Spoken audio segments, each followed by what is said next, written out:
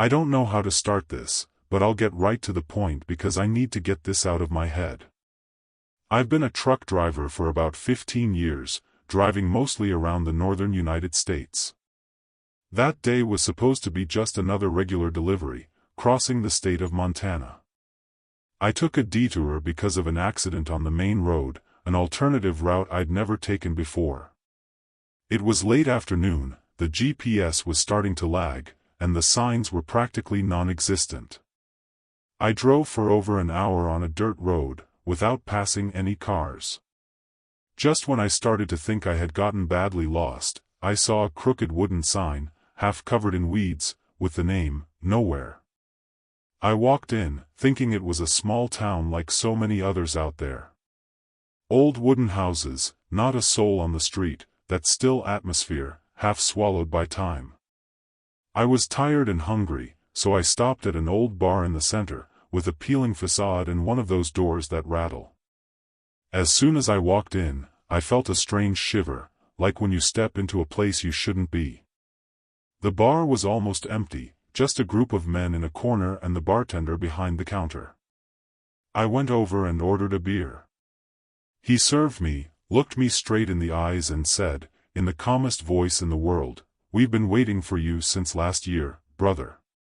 At the time, I thought he was mistaking me for someone else. I smiled awkwardly and asked if he was serious. He just nodded and walked to the back of the bar. That's when things started to get out of hand. I looked at the guys sitting in the corner, and it stopped me. All of them looked just like me. Same hair, same stubble, even the same blue plaid shirt I was wearing. I turned slowly and saw my reflection in the dirty mirror behind the bar, and it was like I was everywhere at once, in every corner of that bar. I thought I was having a seizure, that someone had slipped something into my drink. I staggered out of the bar, the air outside feeling thicker, like I was breathing through plastic. The people on the street had come out of their houses now, walking slowly, all of them with my face on them. Women, children, old people, they all had my face on them. They looked at me like I was one of them, or worse, like I was late for something. I ran back to the truck and turned on the ignition, but the engine was just making that low battery sputtering sound. It didn't make sense, it had been working perfectly just a moment ago. The city was closing in on me, and I couldn't get out of there. I tried to start the truck again, desperately, but nothing. I was overcome by a fear I had never felt in my life, a fear that came from within, as if my own body knew that something was very, very wrong. I opened the door and ran out, aimlessly, just trying to get away from that place. At every corner, more people with my face. No one said anything, they just looked at me with that empty, almost sad look. I passed a store window and saw my reflection again, but there was something different. My reflection was smiling, even though I had a desperate look on my face. That's when I realized, the reflection no longer obeyed me. I entered an alley between two low buildings, trying to hide. My breathing was out of control, my heart was beating so hard it felt like it was going to explode. I leaned against the wall, trying to understand what was happening, when I heard footsteps slowly approaching. I turned my head and saw a child standing at the entrance to the alley. It was me, when I was about 8 years old. Same freckles, same haircut. She just stood there, looking at me with that neutral expression, as if I were a memory that no longer belonged there. I tried to say something, but my voice wouldn't come out. I ran out again, my legs weakening with each step. I passed a church with wide-open doors and a cracked stained-glass window. Inside, a huge group of people were kneeling, all of them with my face on them.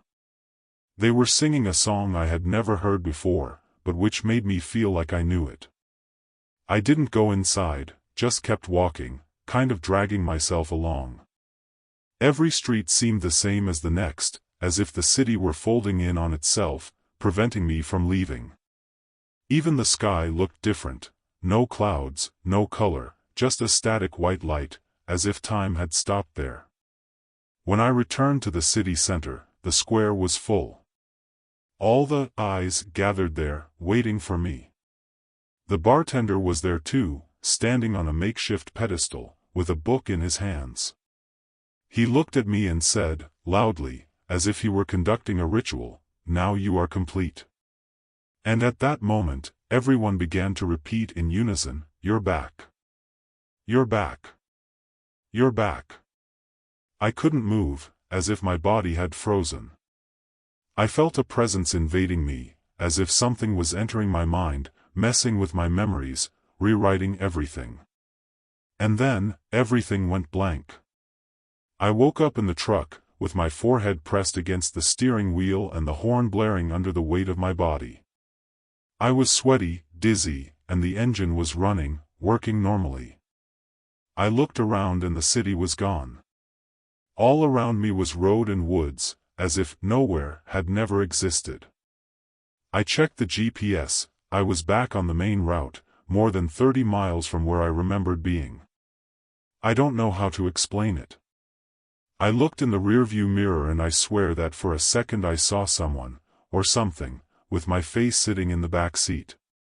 But when I turned around, there was nothing. Since that day, I have avoided any deviation from my route. I don't tell anyone about this in person because I know it sounds crazy. But sometimes, when I pass through small towns, I feel that same shiver, as if I were being watched. The weirdest thing is that every time I stop in front of a mirror, I stare for longer than I should, waiting for my reflection to do something I didn't do. And it has happened. Small things, perhaps imperceptible to other people. A blink at the wrong time, a quick smile, a delay of milliseconds. I know it is still there. Waiting. I thought about going back to the place, retracing my steps, trying to understand. But I never found the dirt road or the wooden sign again. Nowhere disappeared from the map, as if it had been swallowed. I searched on forums, talked to other truck drivers, and no one had ever heard of this place. Sometimes I think it was all in my head, a dream, I don't know. But then I remember the bartender telling me that they had been waiting for me since last year. And I swear I had never been there before. At least, not that I remember. And there's one thing I can't get out of my head: why did they all have my face? What is that place? And most importantly, if they were waiting for me, then who was I before I got there? Ever since that day, I'm not sure who I am. And maybe I never will be again. I've never believed in those road stories about truck drivers who see things or hear voices in the middle of nowhere. I always thought it was just tiredness, sleepiness, or my mind playing tricks on me. But after what happened to me in the interior of Mexico, between Monterrey and Saltillo, I changed my mind. It wasn't tiredness or a hallucination. And to this day, every time I put the car in gear to go up a mountain, I remember the feeling of something moving behind me, even with the truck bed empty. I had delivered construction materials to a remote warehouse and unloaded everything with the help of 2 warehouse employees. I checked the dumpster, it was completely clean. I signed the papers, got a weak coffee from the reception desk, and got back on the road. It was late afternoon, the sun was starting to disappear behind the mountains. On the way back, the truck felt strange, too heavy to be empty. The steering wheel was pulling, as if there was some dead weight in the back. I got off at a rest area and checked everything: tires, suspension. I even climbed into the dumpster with a flashlight. Nothing. I went back to the cab, a little irritated, thinking it might be a mechanical problem. But when I got back on the road, I started hearing noises. Like something was dragging itself around in the back of the truck. It wasn't constant, it was the kind of sound that comes and goes, like a big animal moving around, trying to get its bearings. It sounded like the truck was breathing. I turned on the radio to drown it out, but even the static seemed to be repeating the sound. I looked in the mirror and saw only the darkness of the back of the truck, but the jolts were getting louder. The weirdest part was when I stopped at a toll booth. The attendant, a middle-aged man, looked like he had seen a ghost. He looked at me, then at the truck, then back at me. He asked if I was transporting cattle or something. I said no, that it was empty. He frowned and said, "Then something is wrong, sir. Something is moving back there." At that moment, a chill ran down my spine.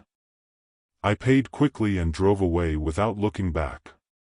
I was no longer sure of anything. I started driving slower, listening for any signs. But the more I tried to ignore it, the more obvious the noise became. It wasn't just any sound. It was something dragging, scraping, like claws hitting metal. At times, I could hear a sharp crack, as if bones were being dislocated. And then there was a loud thud, as if something had jumped into the truck bed and hit the metal floor.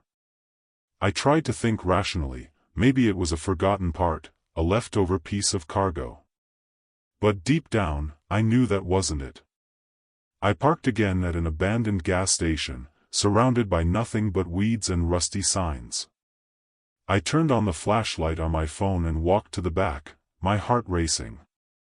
I climbed into the back of the truck again. It was empty. But the air inside seemed different, heavier, more still. It was as if I were trapped inside a place where time stopped. I stood there for a few seconds, in total silence. And then I felt, I didn't hear, I felt, breathing. Weak, muffled, coming from under my feet. I jumped back to the ground and almost twisted my ankle from how fast I tried to get out of there. Back in the cabin, the dashboard lights started to flicker. The interior lighting flickered and went out completely, as if something had drained the power. I grabbed my phone to call for help, but the screen froze. Completely frozen.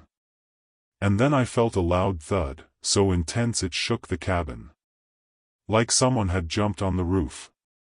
I looked in the side mirrors, nothing.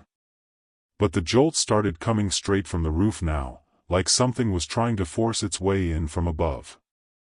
I started the engine, put it in gear, and drove away from that gas station as if my life depended on it.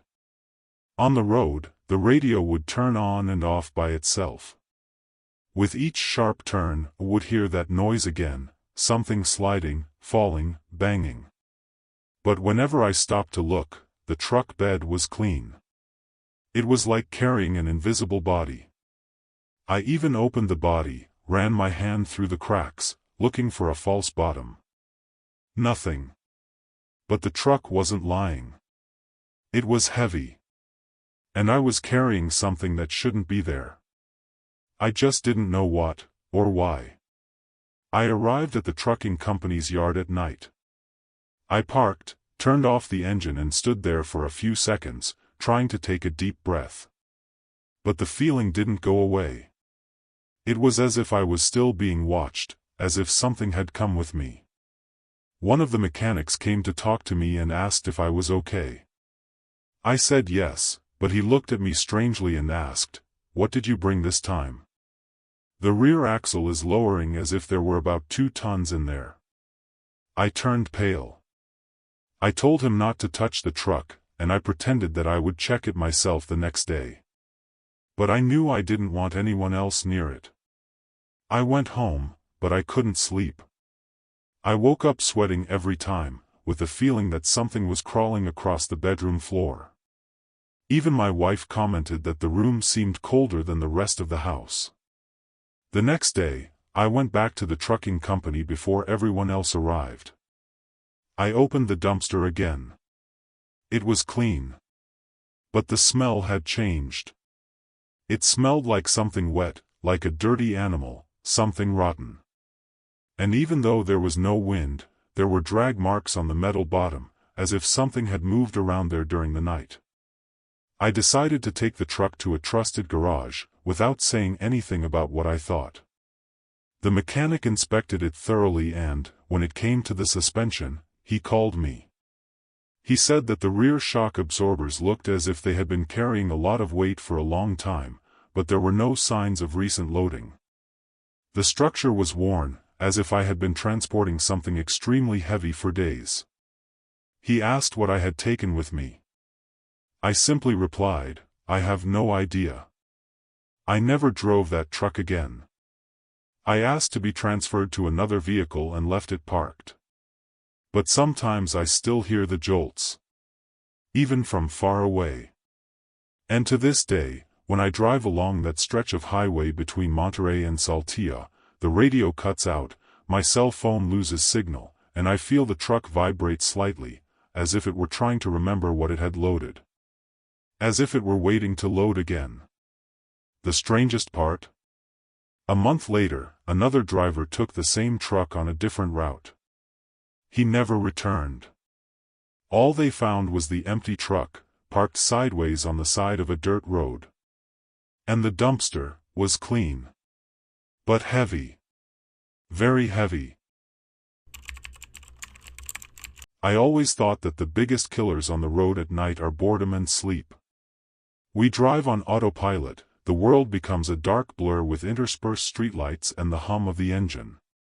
But that night, driving between Medellin and Bogotá, I discovered that there are things worse than tiredness. Things that have no name, no exact form. Just light. I was on my way to deliver a light load, cut wood, something peaceful. I started the journey around 10 p.m., deserted road, clear weather. So far, everything was normal. About 30 minutes later, I started seeing some points of light up ahead, on the side of the road. At first I thought it was people crossing, or the headlights of a motorcycle coming from the other side. But as I got closer, I saw that it was nothing like that. The lights were the size and shape of people, but they were made entirely of static white light, like glowing human silhouettes. They had heads, torsos, arms, and legs. And the strangest thing, they were moving. As if they were walking slowly along the shoulder of the road, but without touching the ground. I thought about stopping, helping, I don't know. But then I realized it didn't make sense. It wasn't a reflection, it wasn't a shadow, it wasn't fog. They were people made of light. When I passed them, I felt a chill run through my entire body, as if I had been through a cold shock wave. In the rearview mirror, I saw that they had turned. They were looking at the truck.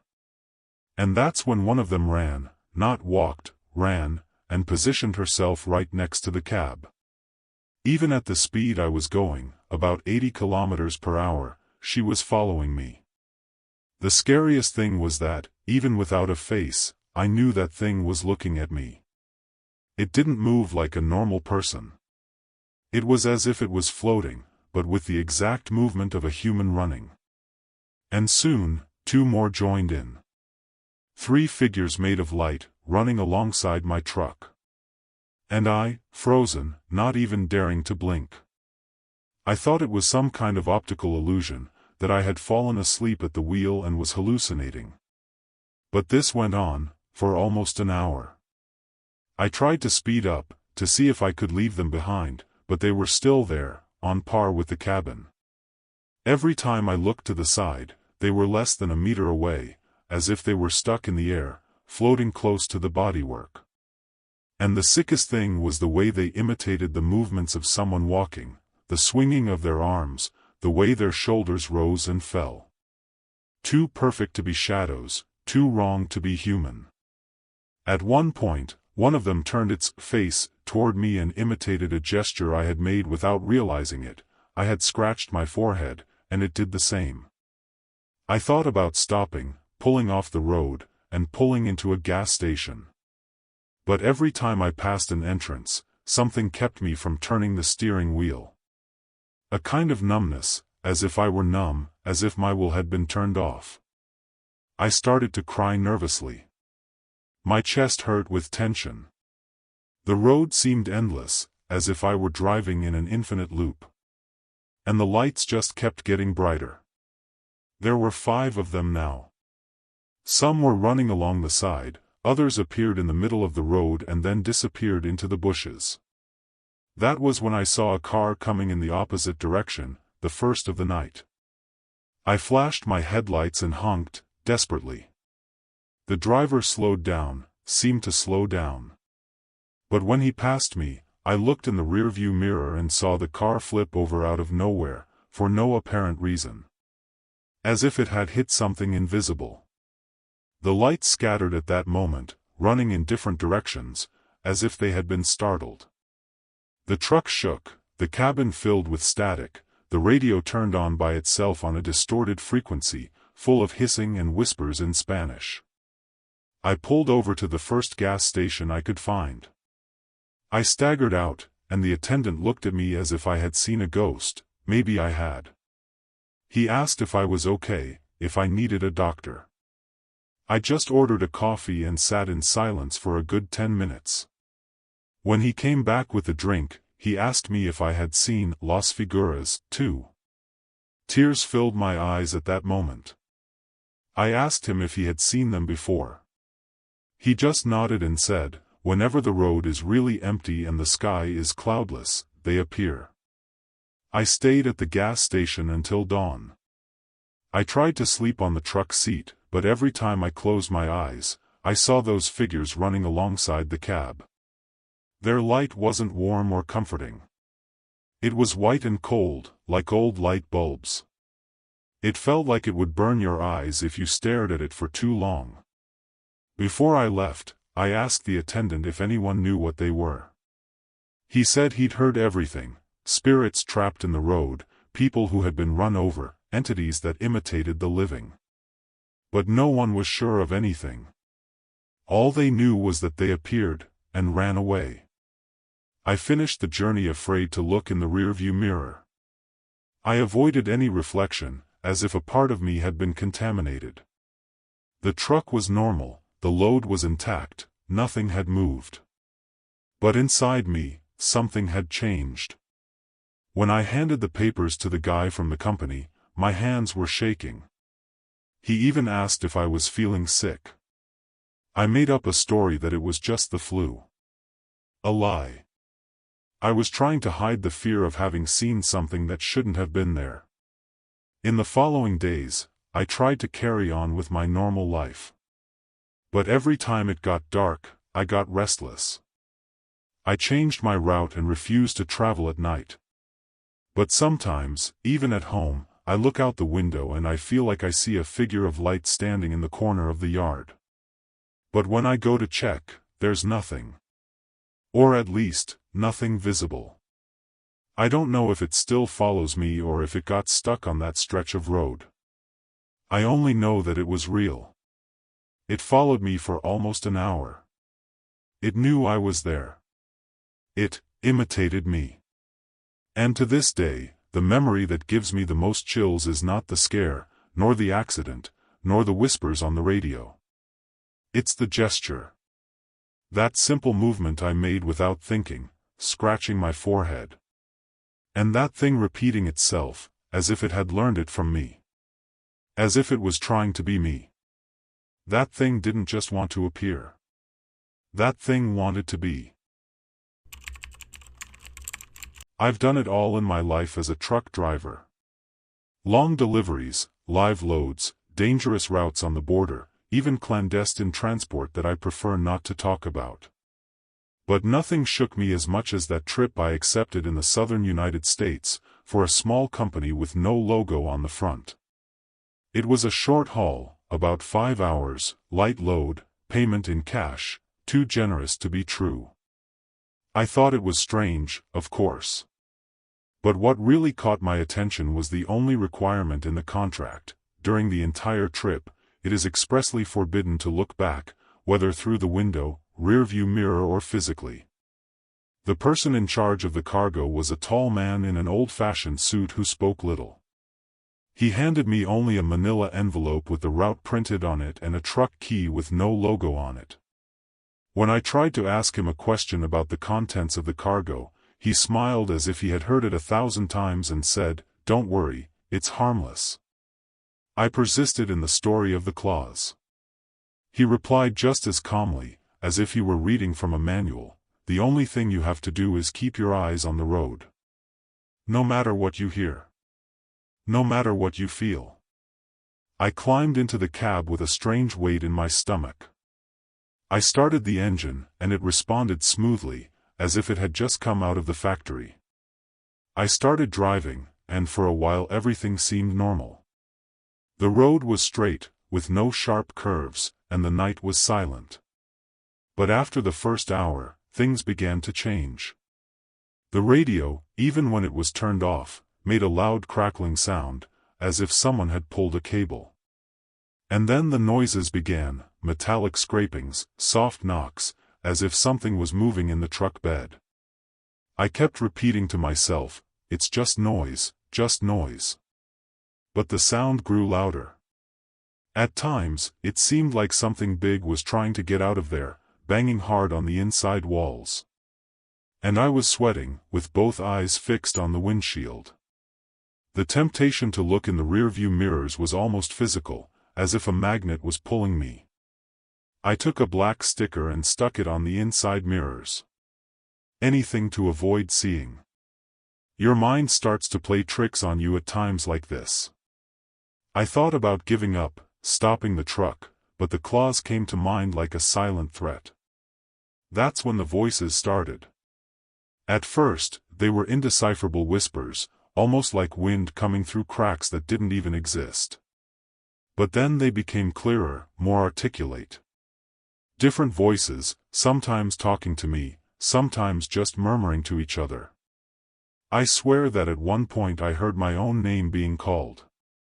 It was the voice of my mother, who had died more than 10 years ago. "Son, aren't you even going to look at me?" I gripped the steering wheel so tightly that my fingers felt tingling. I tried to concentrate on the sound of the road, but now everything seemed muffled, as if I were in a tunnel. I passed a narrow, dark bridge. That's when something, or someone, knocked on the side of the truck, right next to the cabin. 3 sharp knocks. As if asking to get in. I took a deep breath and kept accelerating. I didn't stop. But the feeling was that something had climbed in, that it was now with me, there, inside. I felt the passenger seat sink as if someone had sat down. I didn't look. I couldn't look. But I swear to God I heard calm breathing, right next to me. Rhythmic. Warm. The road seemed to repeat itself.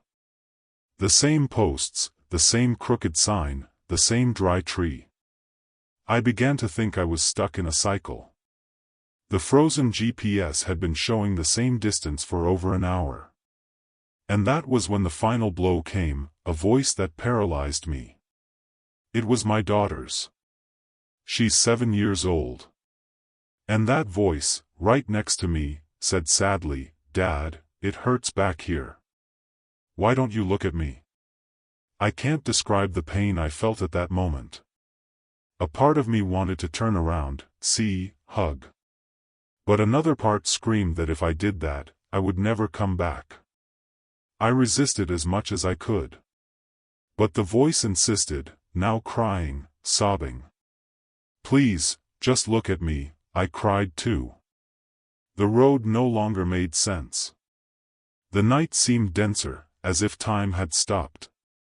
And then I made a mistake. The biggest mistake of my life. I changed the angle of my face slightly, just a little, in a reflex, and saw the back seat in the outside side mirror out of the corner of my eye. Just for a second. It was enough. What was there, was not my daughter. Nor anything that had ever been human. What I saw there destroyed me inside. That thing had the shape of my daughter, but it was just a shell. The face was stretched, as if someone had tried to imitate human features without knowing exactly how it worked. The mouth was too wide, the eyes empty, like holes filled with dark light. She looked at me smiling. A dead smile. In seconds, everything around me went silent, as if the world had turned off. The truck began to lose speed on its own, even with my foot on the accelerator. The interior light flickered. I tried to recite some prayer, but my voice wouldn't come out. When I finally pulled the truck over to the shoulder, I stumbled out. I fell to my knees on the dry earth, breathing as if I had run a marathon. I looked back at the truck bed. The tarp covering the cargo was torn, as if something had come out. But there was nothing visible.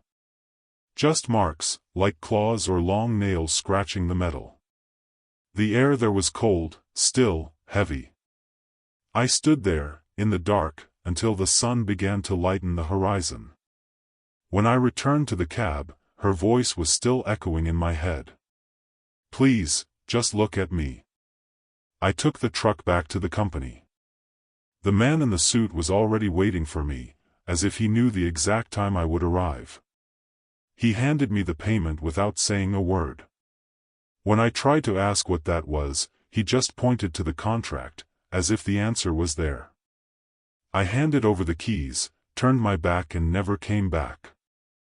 I burned the paper later, but I remember every word to this day. Especially the last line in bold: "Breach of this clause is the sole responsibility of the driver." Since then, I've avoided jobs that are too easy. I've avoided contracts without a logo. And, most of all, I've avoided looking back. Even now, as I write this, I'm standing with my back to a half-open door. And there are times when I swear I'll hear my daughter calling me again. But I don't turn around. I'll never turn around again. The first mark appeared on a Tuesday, after a long day on the road between Córdoba and Mendoza, in Argentina. It was a small, superficial scratch on the left side of the steering wheel. I thought I had made it by accident, by a fingernail hitting it when making a sharp turn. But the next day, there were 3 marks. And the day after, 5. All thin, parallel, as if made by claws. I began to feel uneasy. I had been driving that truck for 2 years, I knew every noise, every detail. This was not normal. This was growing. I tried sanding the steering wheel, covering it with tape, and even replacing the cover with a thicker one. It didn't work. The marks appeared all over the place, as if they were coming out of the leather. A colleague at the shipping company suggested it was stress or some kind of nervous tic. But I knew it wasn't. Especially because, in the following days, the marks began to change. They stopped being loose lines. They started to form patterns, as if they were trying to write something. First a more curved line, then another with a turned tip. And then a letter appeared. It was an R. Clearly an R on the top corner of the steering wheel. The impression was deep, as if someone had dug their fingernail into it hard. I took a picture and showed it to a mechanic friend of mine, who turned pale. He said it looked like it had been done on the inside, as if something had formed in the leather instead of being scratched on the outside. The next day, the letter U appeared next to it. At that point, I started losing sleep. I would stay in the truck until late, waiting to see what would happen. But nothing. The marks only appeared when I got out, as if the steering wheel was breathing on its own in the dark. I started filming the interior at night, leaving my cell phone recording. In the first video, there was only silence. In the second, the audio picked up something. A dry, repetitive sound, like nails tapping lightly on leather. And a whisper, very low, that said something like, "I need to get out." I was paralyzed. I don't know how to describe that feeling. It was as if the steering wheel was a portal or a prison, and something was writing with its own claws to tell me this. And with each new letter, that thing seemed to get closer. I kept driving, but now I was afraid to touch the steering wheel for too long. I started wearing gloves and kept my hands on the underside of the steering wheel, avoiding the letters that appeared on the leather. But it was no use. Marks spread like roots, snaking their way through the structure of the steering wheel. In less than a week, I could already read Ruma. And the next day, Rumar. Always at dawn, always out of nowhere. It didn't matter where the truck was parked. I would wake up and there they were, fresh, deep, almost pulsating. I took the truck to another mechanic, an older guy, the kind who has seen it all. He looked at it, analyzed it silently, and finally said, "You need to stop driving that truck now." I asked why. He refused to explain. He just said he had seen something similar to this in an abandoned truck in the north of the country. The owner had disappeared. The police found the vehicle with the steering wheel completely destroyed, as if something had fallen out of it. I laughed nervously. I thought it was an exaggeration. But when he said that the letters on that occasion also started with R, my blood ran cold. The next night, the word was almost complete, Rumor. I didn't even know what it meant.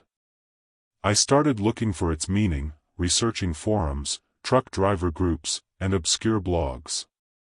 An anonymous user responded with a sentence that gave me goosebumps: "When the word is formed, the journey begins." After that, he deleted the account. That stayed in my head all day. At the end of the day, I got into the truck just to check. The last letter had appeared, Rumors. I didn't know where or why, but I knew that thing wanted me to go.